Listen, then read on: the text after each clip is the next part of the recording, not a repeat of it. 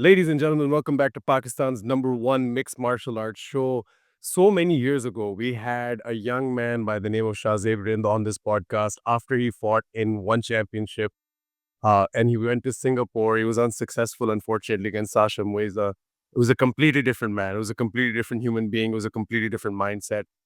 These years later, Shahzaib Rind goes to Singapore to become the first ever Pakistani world champion in a major promotion of any kind in combat sports. It is a fairy tale story. It is a story that you cannot write. You cannot write a story better than this. I will say it again and again. Shahzaib Rind is Pakistan's champion, justifiably so Pakistan's champion. It has been a generational run already, but ladies and gentlemen, let me just tell you, he is just getting started. Shahzaib bhai, welcome back to the weigh-in. It is such an honor to have you, champ. How does it feel to hear that? Pakistan's first world champion. How does it feel whenever you hear that? Alhamdulillah, first of all, thank you to you and thank you all Pakistani people who are always supporting me in my this journey. It's been a long journey, it was not hard in the beginning. I had faced a lot of stuff was happening in my life, and it was a long journey, hardships, everything. But Alhamdulillah, if you believe in your dreams and you work for it, you can achieve it. I'm feeling very proud. I'm feeling very happy.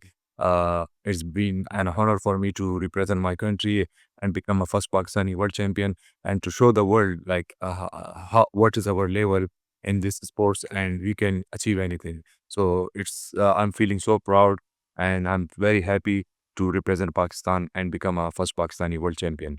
And Shahzaib bhai, I mentioned this podcast before as well, but I just want to show you visually what I'm talking about. Do you recognize who this is? Do you remember this? This is so long ago. This is insane. I mean, I just look at this. I was listening to it as well, and I was also, just looking at it as well. It's night and day. I mean, what an incredible journey. Who's that guy? It's and I remember talking to you back then. You felt so demotivated, understandably so. मतलब बिल्कुल उसमें कोई बुरी बात नहीं थी about being demotivated in that position because you were one of the best striking talents, prospects in the world. You just weren't being given an opportunity. And like you say, you are now proving to people what Pakistan's level is. You are essentially our argument in saying that Pakistan can be the best in the world in combat sports if we are just given the right opportunities. Is this a lot of burden you carry on yourself? Is this pressure you carry on yourself to show people that Pakistan can be the best through your work? Do you feel any pressure in that? Yeah. When I came to the karate combat, I was the first Pakistani fighter to represent Pakistan on this platform. In the beginning, they were not taking me, they were taking me so easy. They were thinking like, oh, he's from Pakistan. Nobody was giving me respect or anything. That was a lot of pressure on me because if I do something bad or I don't fight good, it's gonna impact all of the Pakistani fighters. It's not just me. It's all about other fighters too. So I had this big burden and this big pressure. I had to go there and put everything just go there and smash. If you watch my fights, all my fights, I don't waste time. I just go there and I just show people uh, it's like I throw everything. I don't want like just waste the time like boring fights. I go there and just do whatever I can to make people entertain the crowd and entertain the people to make impact for Pakistan. And like last podcast we talk about like long ago I was different person. I was demotivated because in Pakistan there's not a lot of people who can support you, who can push you and give you opportunities. It was a big opportunity for me, and when I came here, I was thinking about it like it's not just for me, it's for everyone. It's for a lot of Pakistani fighters. So it was my biggest dream to bring more Pakistani fighters to this roster. And now you see a lot of Pakistani fighters are coming and they are getting the opportunities. It's just because I put so much effort on it, and it was always my dream to get them here. Now they got the opportunities. Now it's only they have to show it. So I'm very happy. Like we are bringing more Pakistani fighters in this roster, paving the path for the youngsters. No, I see it. And like Abdullah Charni was a part of the roster now. I believe he's one of those guys as well who can really be one of the next generation of striking talents. And so many other Pakistanis I know as well are on their way to karate combat. But let's take a step forward. You took a step back to start. Let's take a step forward. Karate Combat 52, January 24th. You are taking on Edgars Skevers. You are defending the new rule set undisputed championship is what they're calling it. Edgars Skevers, of course, was one of the first champions in Karate Combat. Just tell me how you're feeling about this fight. How do you feel about Skewers as a person, as a fighter? What are you expecting, and how are you thinking about this? Because we know there's a title fight, or a title unification fight, rather, that you've been wanting that hasn't been able to happen. This is kind of a fight that was added in the middle of that. So, are you taking him 100% seriously? Do you think this is one of those fights that will just get you on the way to what you want? How do you feel about Edgar Skewers, and how do you feel about Karate Combat 52? Edgar Skivers is a good fighter. He's a OG of karate. He's a three-time world champion in karate combat. He has long history in karate combat, so it's a good fight for me, and it's a big fight for me to show the world, I'm what I have in my, what I can do. So I don't care whoever it is. Like if I am a world champion, I have to beat the best guys in the world. So I'm very happy if I get someone good, better fighter and strong fighter, so I can show my skills more with the the more the fighter is better, the more you can perform well. So it's nothing new for me. I've been doing this for a long time, and for this training camp, I am so ready. I work on all my specs.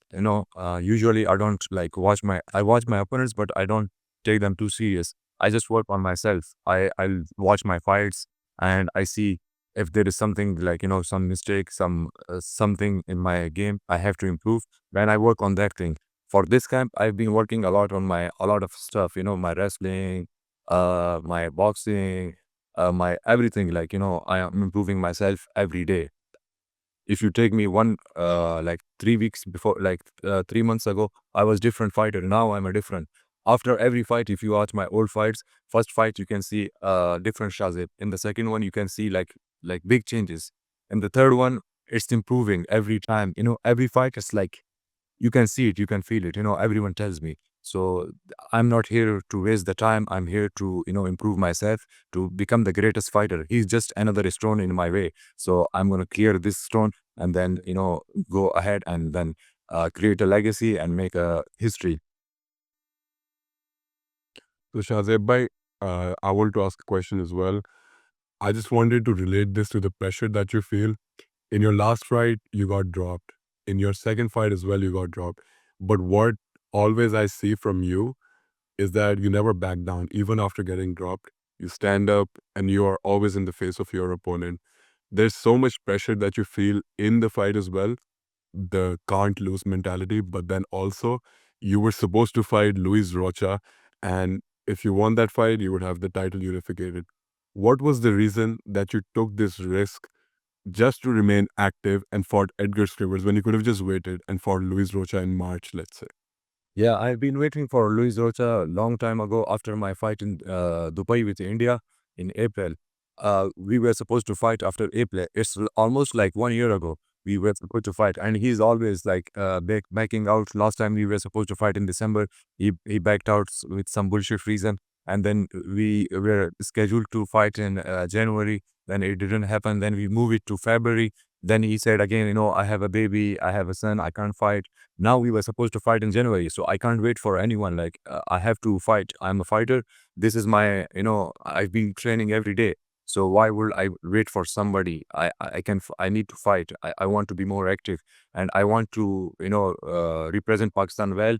And my goal is not just to become a karate combat world champion. I'm already a karate combat world champion.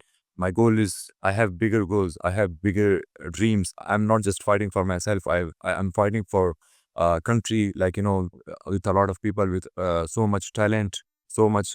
I have to show the world, we are where we are from, and where we can be, and what we can do. So I need to be active, and I want to fight the best in the best of the best in world.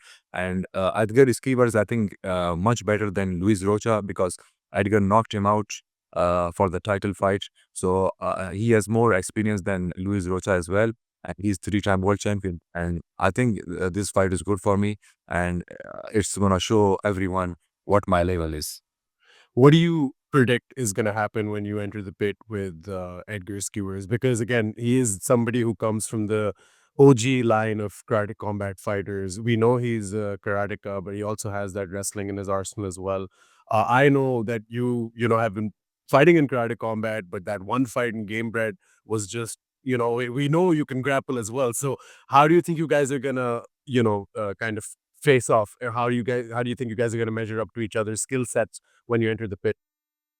I don't think he's on my level. My level is different. I have a lot of things, I never show them. My grappling skills and my wrestling is much better than him. I've been training with the like top guys in the world, like world champions, PFL world champion Sadibu. He won the 1 million tournament. I was training with him, and I am sparring with one of the top fighters in the UFC roster, like one of the top fighters with MMA rule set, not like karate combat, ground and pound, everything. Like it's just like I'm doing 6 rounds, 7 rounds, 8 rounds. So it's nothing new to me. I think I'm gonna knock him out very easily. It's a much easier fight for me because it's wrestling. I'm good at wrestling. Nobody knew about this. Now they are gonna see my wrestling skills. What I'm just absolutely shocked about that, you are so good in the grappling department because of course you come from wushu background, but ultimately, the way that you've been using jujitsu in your pit fights as well, able to sweep your opponents, hip toss them, it's just a thing of beauty to watch whenever you do that. Uh, and of course, like you said, you're training with high level people, you are around high level people. The Yeah, now UFC, yeah, sorry, go on. yeah, for now this fight I've been training with the wrestling world champion. He's helping me with a lot. He's fighting in pit submission series too. Like in the pit submission, yes, Richie, he's helping me with this fight too. And we are sparring in wrestling, like his game is wrestling. So he's helping me a lot with that thing. And we in courtside, our training system is different. We do a lot of it's like MMA gym. And one of the top guys in the world, they come to train at courtside to improve their grappling skills. So Asim Zaidi, he's my coach, he's my head coach, and he's one of the top, I think one of the best coaches in the world in ground, like in MMA. So he knows everything, every small detail. So we are working on this, and I have like best coaches in the world. Salman, he was Hamzat's coach, and he's still fighting, like coaching a lot of UFC fighters, uh, like one of the top fighters, like million tournament winner fighters. He is like working on my striking skills, and I have a boxing coach from Mexico. Mexican boxing is different, so I have a Mexican boxing coach. I have Asim Zaidi. He's complete with everything, all the striking systems. And I have a lot of people, they're helping me. Wrestling world champion, he's helping me. So I think everything is your training. If you are like we are humans, we if you put a hard work and try to learn the skills, you can do anything. You can achieve anything. From the way I look at it, you are around the right people as well, in the sense that by now, George St. Pierre has seen you knock people out constantly in the pit. Bas Rutten has seen you knock people out constantly in the pit. I know Mike Perry is a fan of yours. I know from where I'm sitting and where I'm thinking, usually the UFC goes like, should we sign that guy? Let's see, let's give him a couple more fights.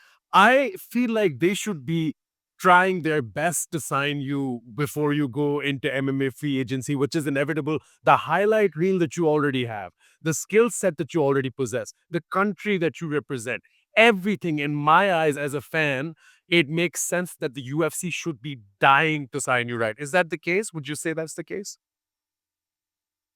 I can't say anything, but I have a lot of That's because yeah, I can fight in UFC because I am a karate combat world champion. So in the future we can do karate combat versus UFC something, and going to happen. I'm not gonna disclose it, but it's part of our plan.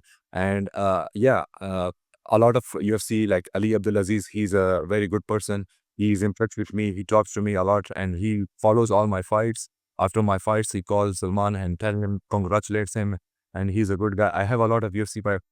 There's one crazy story. I went to Las Vegas last year, December.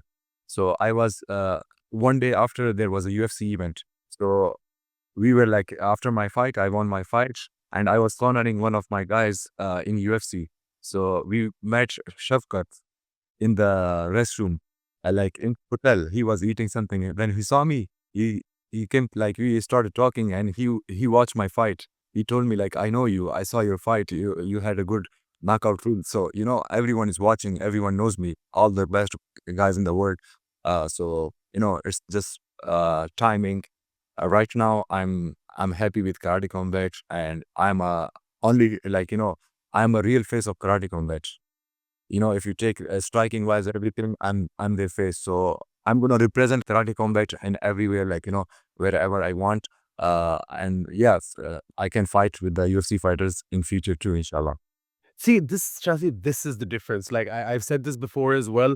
A lot of fighters, especially fighters in Pakistan, might be signed to Brave, or they might be signed to One Championship, or they might be signed to some other promotion, and they will come on this podcast or they will go on other people's shows and they will say, "My goal is to be in the UFC and to be the UFC champion." You get it, man. You represent Karate Combat. You want to be their champion. You are there. In the last podcast, you said, "My goal is not to be in the UFC, it is to be the Combat World Champion." Now you're saying you want to defend and represent Karate Combat every chance you get. This is just, you get it. And when I say you get it, it's a level of marketing, and not just marketing, but also responsibility. Because I feel like you have taken this opportunity in your hands and now you're not letting go of it. How much of this comes from Asim Zaidi and Laura? And, like, how much of it do you just kind of make these decisions yourselves and saying that I want to stay here? This is my home for now. For me, it's not just as a fighter. If you are a fighter, you have your whole team. You have different departments. You are just, your goal is to just fight. You don't need to do anything else. You just need to focus on your training, because you if you're focused on all other things, you're gonna be like you're not gonna make it. You don't have to be focused on all the things. You have to let your team do it. You have to trust your people. Now I have a very big team, like they're best in the business and they know everything. So I let them do anything. I hear them, whatever they told me, I say, okay, that's fine. I just let them, give them 100% decisions. They can make anything. So that's how it works. I have management, coach management. They're like biggest part in my career. They made me what I am today. So it's everything with them. So I trust them 100%, and I make the, like, let the decisions to them. They make the decisions, and they, whatever they tell me, I say, okay, that's good plan. We can work on it. And then I have my coaches. They work on my fighting, my skills and everything. And then I have marketing team, and I have my social media team. Like, I have a complete team, for each and everything. I can't be focused on one thing. My goal is to be just focused on a lot of people. I'm seeing a lot of people, they are commenting like, oh, now you're focusing on music. We had music too, our music just released out. It's like biggest music. Yeah. So Bollywood is approaching, everyone is approaching, they love it. So now they think I'm doing everything. No, I'm not doing anything. They give me schedule, and then I'm just doing the third thing, and my marketing team is there. They are marketing it. My social media team is there. They are doing their parts. So I'm focused on my fight. They don't know, like, it's a distraction for them. They think, oh, I'm doing much stuff. I'm not doing anything. I'm just focused on training. I wake up every day, 6 a.m. in the morning. I do my prayers, and then I just go to the gym and train all day with the best coaches, with the partners. And then I came back home. I just sleep. This is my routine. And a lot of people don't know that. They say, oh, no, Shahzaib is now enjoying life. He's in America. He's doing music stuff. No, it's not like that. We have a team. They are doing everything. I love that. And it's a part of, you have to be, you don't need to be like limited. You have to do a lot of things. You can, whatever opportunities you get, you have to avail it. I went to American show as well. It's going to be out in very soon, like big American show. Oh, So let's go. yeah, I'm doing a lot of things, but it's part of the, it's like not for me, it's for Pakistani community. Yeah. We don't have a lot of things to do. We don't know anyone in music. We don't have, like, we have to be in, we have to cover everything, every aspect. So the more we go, the more connections we have, the more people know about us. So this is not just for me, it's for everyone. They say, oh, Pakistan has talent and Pakistan is in this thing, this thing. So it's important. You have to do it. But a lot of people, they don't understand this. And they start like, telling, oh, no, you have to be like humble. You have to be calm. No, bro, it's not like this. What you're going to do, yeah, nobody will know you. Yeah, so you just took the question right out of my mouth. मेरा अगला सवाल यही था, शाहज़ैब भाई. Let's say in some weird world, this fighting career doesn't work out.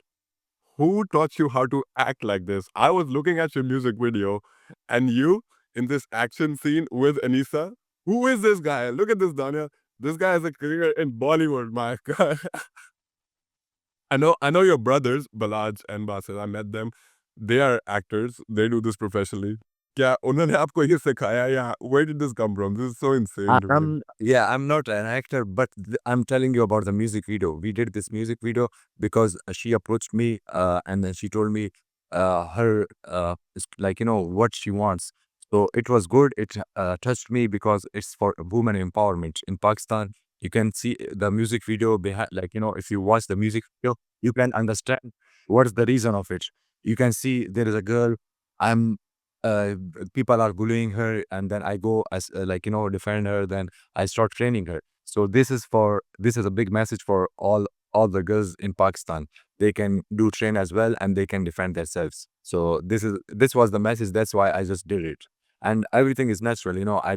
I'm not an actor. I'm nothing. I just do like normal. I'm just like normal. So There's your soundbite, Daniel. What a star. Yeah, it is. You're a natural, man. There's no other way to put it. You. I mean, You, just you looking can't at those fake people. yourself. You can't fake yourself. Whatever you are, you just have to do that thing. A lot of fighters, they just fake them, it doesn't work. You can see the fakeness. Once, whatever you are, just go there and do the same thing. That's it. That's fine. No, I love that so much. And again, you're a natural at this, man. You're a natural at being in front of the camera. And just, like you said, marketing it, promoting it, social media, all of this is part of the fight game because a lot of people think just fight game is, you wake up, you train, you fight, you win, you become a superstar. That's not how it works at Let, all. let, let me tell you one thing. How many fighters are in the world? Imagine. Yeah, How exactly. many fighters are from Pakistan? Imagine. Yeah. Like Yeah. thousands of fighters. Only one person people can stand out, you know. So now, I suppose I'm in America, right? So how Pakistani people watch me? They don't know me. If I have to show them, right? I have to from the camera. This is your camera. You have to record it, and then millions of people see it all over the world. I'm in America, but they watch me in Pakistan. So this is you have to be good at this. You have to show people. 100%. And speaking of Pakistan, I mean, it has been so amazing to watch. A lot of fighters and a lot of people complain about not getting support from Pakistani people or from the government, stuff like that. We don't get support. And understandably so, it is tough out here. Don't get me wrong. I'm still in Lahore. Things are not getting any better in Pakistan in a lot of ways as well. It is tough, but at the same time, you have kind of carved out for yourself a path which is so beautiful to just look back at and study. I always ask you this question, message for other Pakistani fighters. I ask you this question because you have now become pretty much a role model for so many fighters who look up to you now. Younger fighters, fighters who are even in the middle of their careers, fighters who might be at the end of their career. They look at you and what you do, and they take inspiration from it. What would you want to say? Because you have been able to crack the code. You are training at a high level facility. You are winning fights in the best way. Not just winning fights, not just like getting the win. I mean, like you are winning fights in dominant, spectacular fashion every time you fight. It is beautiful to watch. And also, you're becoming a megastar here and in America and the world over. What message now in 2025 would you give to the Pakistani MMA community or to fighters who look up to you? One advice from you. Yeah, I just want to say them be whatever you are and focus on your goals. And first important thing is work on your skills. Nobody is going to sponsor you. Government is not going to sponsor you until you prove them. You have to first prove them. You have to become a good. There are thousands of fighters. Everyone is crying. We don't have sponsors. Who gave me sponsor when I came to America? Nobody sponsored me.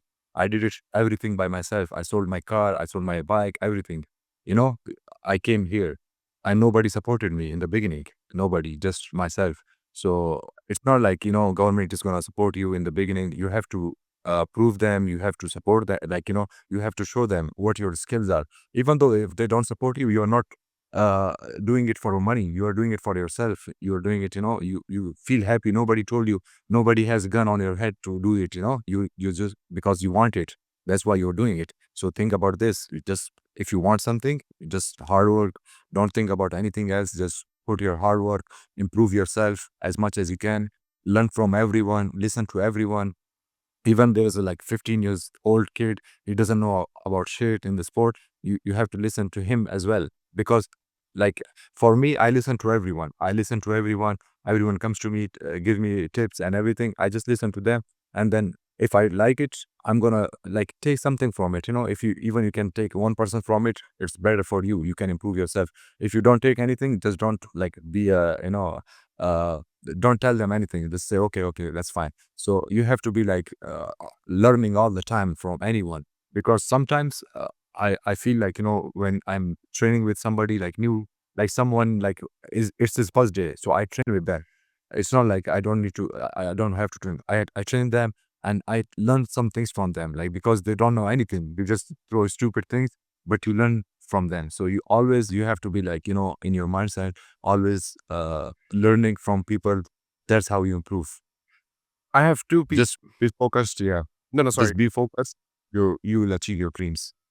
100%. I have two people I want to know what message you have for them. First one is the obvious one. What message, if you can look into the camera right now and pretend like it's not Daniyal, Nasir, Mirza, it is Edgars Skevers sitting there, in all his glory. What would you say to him as a message? What would you want to tell him before you fight him on January 24th? Yeah, I'm gonna tell him, be ready, do your best, because you are facing a monster. I'm a different kind of animal. I'm not the same you faced before. So this fight is gonna be your hardest fight in the life in your career. So be ready for it, and I'm gonna go there. I have only one job to finish you. So that's it. I'm gonna finish you. I love that. And the other person I wanted a message from, if you can look into the camera and tell me what you would say if you knew Luiz Rocha was there watching this interview right now, what message would you have for him? Your friend Luiz Rocha. I don't have anything for him, bro. I don't want to give him anything anymore, because he doesn't want to fight anymore. So I don't think it's just waste of time, I don't want to talk about him. Are you the undisputed karate combat lightweight champion of the world, in your opinion? Yeah, alhamdulillah, I'm the undisputed Karate Combat World Champion, and I'm defending my world title against the best in the business.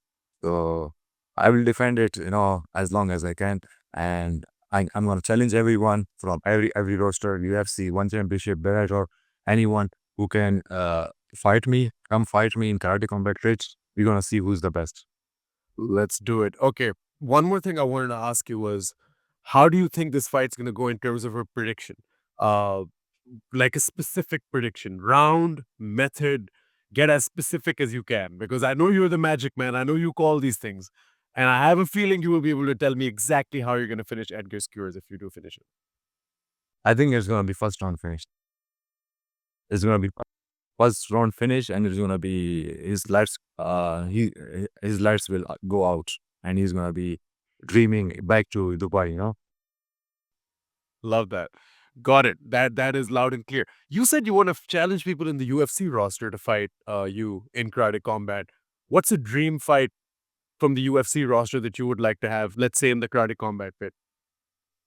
Yeah, there was one guy. He was UFC world champion. We were supposed to fight. But he didn't accept the fight. So yeah, in future, I'm gonna fight the world champions of UFC, and what everyone like world champion. I'm not gonna fight anyone like less than world champion. So I'm ready for any world champion. He calls himself the best. He can come, and he knows the location, and I'm gonna be there, and I'm gonna smash him. Can you give me a name? Who was this person you were going to fight? That was you. I don't remember. I don't remember his name, to be Okay, honest. got it. But you want former champions. You want highest level guys who have been in the UFC and nothing short of that. Is that what you're saying? Yeah. UFC, the karate combat level is next level. UFC is not like close to karate combat, because you see a lot of UFC fighters, they come to karate combat and they got like knocked out. So karate combat is now on the next level. It's just pure striking. It's not just like rapping. You can't waste your time. It's completely like, 3 minutes round, and you completely just dominate and ground and pound. You are attacking. You're not like holding to the people, and you're just like smashing them. So it's a complete striking system, and best in the world. So I think they're not going to last there longer. I love that. I mean, this is the first time I've had someone on the podcast who's telling me that UFC is not the goal. Actually, that's the mission. I want to go and defeat their best. Shahzaib, I believe you. That's the main thing. When you say these things, I know a lot of it. People can listen to this and be like, oh, he's saying this just to get some publicity. No, I believe the words that are coming out of your mouth. I know you are that good, and I know that you are that good. Shahzaib, King Rind for a reason. It is always an absolute pleasure talking to you, my friend. Any parting messages, final things you would like to say to the beautiful people watching who should tune in, by the way, January 24th, Karate Combat on YouTube. You can watch it completely for free and watch this man put in the work and retain the World Championship, the undisputed Karate Combat Lightweight World Championships. Any final messages, Shahzaib bhai, you would like to give to the people? I would like to thank my sponsors who are supporting me in this journey, and it's the big role in this journey. Thank you, RFZ. Thank you, DHA Quetta. Thank you, Michael. And thank you, Pakistan, Balochistan, Sarfaraz Bukti, Sardar Mohammad Rind, all of these people. Because of your support, I'm here today and I'm making big waves. Thank you so much for supporting me. Always support me and tune in to, January 24th, Miami for the world title.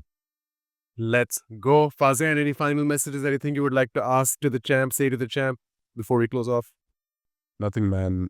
What I'm thinking now, as somebody who works for Karate Combat as well, is if this man goes through Edgars Skivers, what's next for him? It makes my job tough, but we'll figure it out after. And Shahzaib, I hope we can talk to you again after the Skivers fight. I hope you can bring the title belt 2 on the mic if that's okay. That would mean a lot to us. Please do let us know if we can do that again. I will hit you up for sure. Because like Fazain said, this fight is this Friday. But you are just getting started. I'm so excited for everything that's coming your way. Shahzaib, my friend, you're a hero. You're a legend. Thank you for taking Pakistani Combat Sports to the rightful place it deserves. Thank you so much again, my friend. Anything else you would like to say just to close off?